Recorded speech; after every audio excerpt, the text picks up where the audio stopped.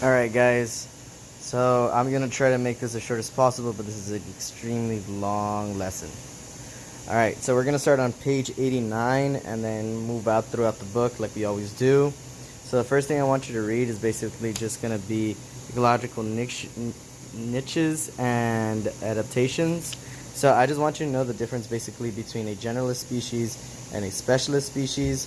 So a generalist species basically can take over a very large area, so they can feed on a lot of different things. So rats, white-tailed deer, some flies, and then specialist species basically can only live off a few things. So some birds can only eat a certain type of seed, or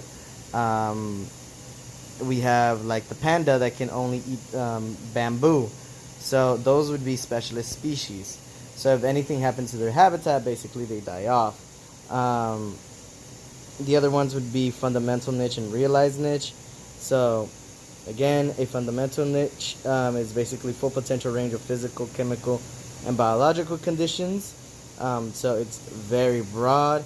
And then realized niche is just basically a fundamental niche in a particular community or ecosystem. That's all. Alright, so I do want you guys to read this little article on cockroaches. Yes, cockroaches are gross, but they are amazing survivors. Basically, they can survive anything from radiation to being stepped on. They can eat basically anything. So we'll probably talk about this for a little bit, or at least I'll try. Answer this question. So if you could, would you exterminate all cockroach species? I know for most of you that's going to be yes. But what might be the ecological consequence of this action? So just think of what cockroaches actually do, their role in our ecosystem and in our biosphere, and then go from there. Alright, the other thing that I need you to know, basically I'll just go over on this side. So these are different types of esters. So they're birds. Speciation. Okay? So speciation is basically when two or more several species derive from a single ancestor. So from here we have an unknown finch ancestor, and because of adaptation, so depending on what they ate, so you'll see the beaks. So the beaks basically tell you that they eat different things. That ancestor created different lines and basically different species. So like the kwai over here, that's definitely a nectar eater. The Maui parrotbill, that's definitely a seed eater. And then you have the honey creeper, that's an insectivore, and I can tell these just by looking at their beaks. Another one would probably be right here. So if you guys didn't know, the panda and the raccoon are actually from a similar ancestry. But like I was saying before, through adaptation, one, they look different, completely different, and two, they even have different niches. So a raccoon has a very large and broad niche, and the panda has a very small and specific niche. The raccoon can go over into the niche of a panda, but a panda probably won't. But there is some overlap there. Okay? Alright. So adaptation can be due to many factors. These are the four that I need you to know. So geographical isolation, reproductive isolation, genetic variation, and then what the gene pool is. So if you guys remember from biology, we talked about genetics and basically how we adapt to certain environments and what physical traits we might obtain. So here you'll see an example of geographical isolation. So the gray wolf and the Arctic wolf both came from a similar ancestor, but due to the regions that they inhabit, they look fairly different. So the Arctic wolf, again, is in the northern part of the the country, and then the gray wolf is in the southern part. To blend in with their environment, they have different fur colors, and they even have different sizes. So another one would be reproductive isolation. So different species cannot mate with each other. If they do, there are consequences. So you guys know the mule. So a mule is a horse and a donkey basically having an offspring, and the consequence to that is that the mule is sterile, so it cannot have any offspring after that. So the only way to get another mule, is to breed a donkey with a horse. Okay? Genetic variation is just the different kinds of genes and traits that certain animals have within an area. So the more variation, the more successful that species will be. And then the gene pool is just the overall accumulation of genes and traits in a habitat or an environment. Alright, next thing. So after we talk about that, so what actually leads to this? So extinctions. So we know that there's been mass extinctions and mass depletions of species throughout time. So that's why we no longer have dinosaurs or trilobites. So it's usually due to the fact that they can no longer keep up with the constant changes in the environment.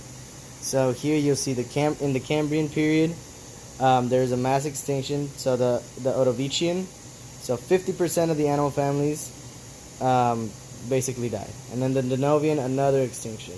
Permian, another extinction. Triassic, another extinction, and so on and so forth. A lot of scientists, and I know you guys have heard it, we're waiting for the next mass extinction or mass depletion. Will it happen in our lifetime? I don't know. Can it? Yes, very likely. We are changing the world's climate, and we don't know how to counteract that for some reason. Even though we have lots of research that shows us how. So it's very plausible that we will have a mass depletion or a mass extinction in the near future. Alright, the other thing that you need to know, how do we affect Earth's biodiversity? So you can read it here where it says effects of human activities on Earth's biodiversity. Are we a wise species? We're not a wise species. We use up a lot of resources, and we basically destroy habitats of animals, so we actually lower biodiversity throughout the earth, and it could ultimately be our downfall. Okay. Now you're going to switch over all the way to page 145.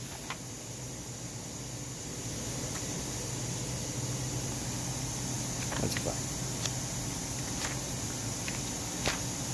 So, on this page, the only thing that you really need to know is species richness and types of species.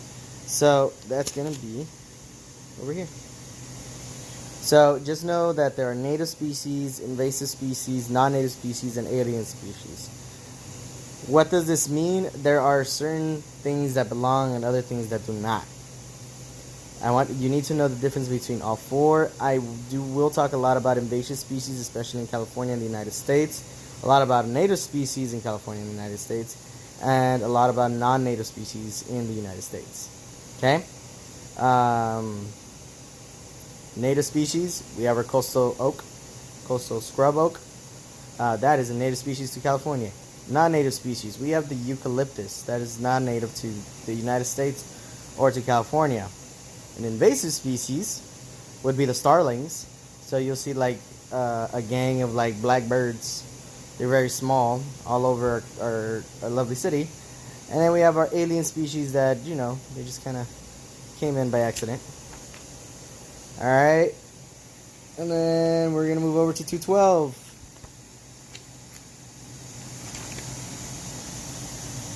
Alright. So this is where we're going to get a little more in depth. But I want you to know the importance of nature reserves. So what nature reserves is basically protected land from human exploitation. So basically it's land that we can no longer either drill on or cut down wood or build residencies, etc., etc., etc., etc. So there are a lot of different ways that we try to like basically create these natural reserves, but due to a lot of outside influence, human influence, politics, etc., etc., etc., lots of these nature reserves are being like dwindled down. One of the biggest leaders in nature conservation and natural reserves will be Costa Rica. Woohoo, my lovely country.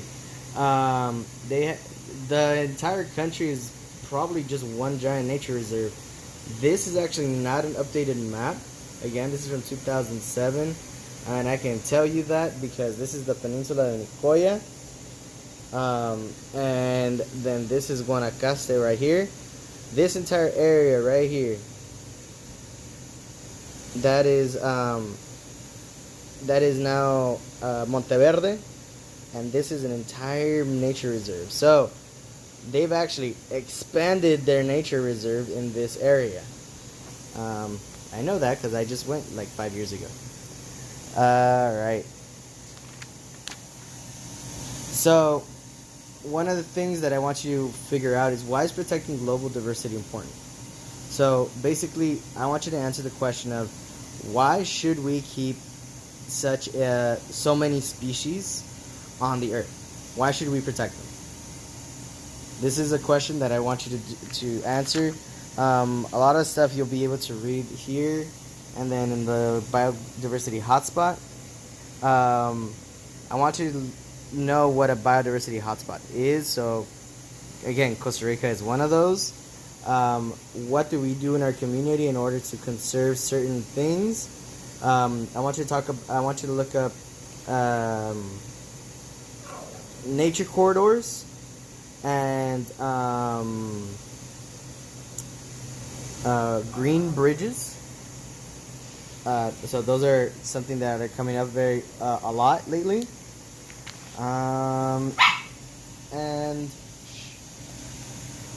And I want you guys to find a more updated map on biodiversity hotspots. There are certain areas that are actually, you'll see more red, and then there are other areas that you'll no longer see red. So specifically, you'll see more red here, less red over here, more red here, less red over here, and then more red over here. So, yes, there's an increase and decrease in biodiversity. That's something that we all know that happens a lot, and it's basically just due to, well, our encroachment. Okay. Ecological restoration. So how are we fixing it? So we have restoration, rehabilitation, replacement, and creating artificial ecosystems. So we're trying to restore forests. So we know that we try to basically plant more saplings in forest. We try to rehab the forest. So a lot of the soil that is not as fertile as before, we try to make it more fertile by adding more nutrients to it. We try to replace certain ecosystems by introducing other things, and then we try creating artificial ecosystems. So such as like the coral reefs. So we're trying to recreate the coral reefs or remake them because of all the bleaching that we've done.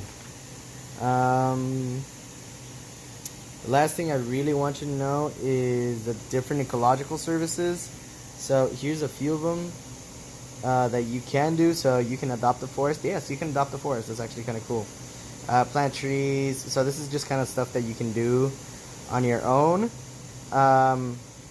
And that is about it for this lesson. Alright, see you in class.